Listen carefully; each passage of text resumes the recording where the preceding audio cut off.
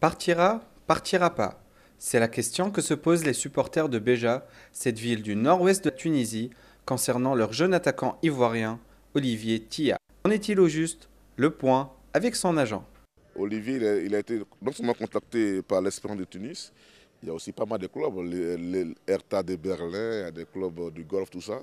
Quant à son entraîneur, il estime que mentalement son joueur n'est plus à Béja et qu'on devrait le laisser poursuivre son chemin ailleurs. Sa place, elle est primordiale dans notre dispositif tactique. Je n'ai pas dans mes habitudes de retenir les joueurs. Je ne les retiens pas, surtout lorsque mentalement ils sortent du groupe et ils veulent voir d'autres horizons. C'est pour ça que je n'étais pas contre la sortie d'Olivier, à condition qu'on me remplace Olivier par un autre Olivier.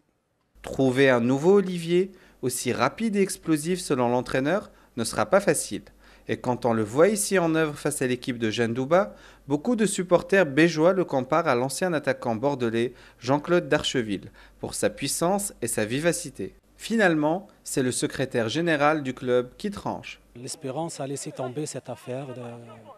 Donc, pour notre part, bien sûr, nous allons garder notre joueur. Travailler dur pour retrouver la forme, c'est l'objectif principal du jeune Ivoirien, lui qui s'était très vite intégré au sein d'un groupe accueillant et chaleureux. Ça a été facile après 3 séances d'entraînement. J'ai été adopté par le public, par la ville aussi. L'intégration dans le groupe a été facile pour lui. Il a trouvé toute l'ambiance, le charme du groupe. De nouveau installé dans la ville de Béja, Olivier reprend son quotidien.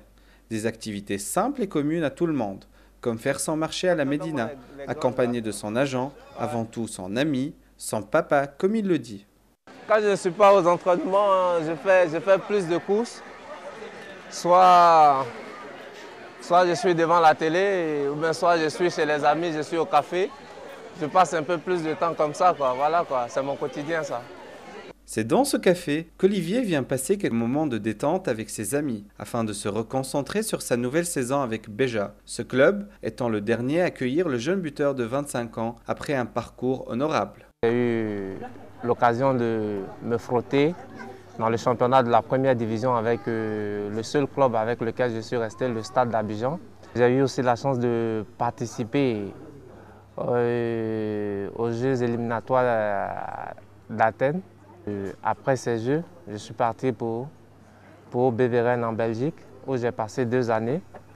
Et après 2 années à Beveren, chose qui n'avait pas été fructueuse pour moi, je suis revenu encore en Côte d'Ivoire me refaire une santé.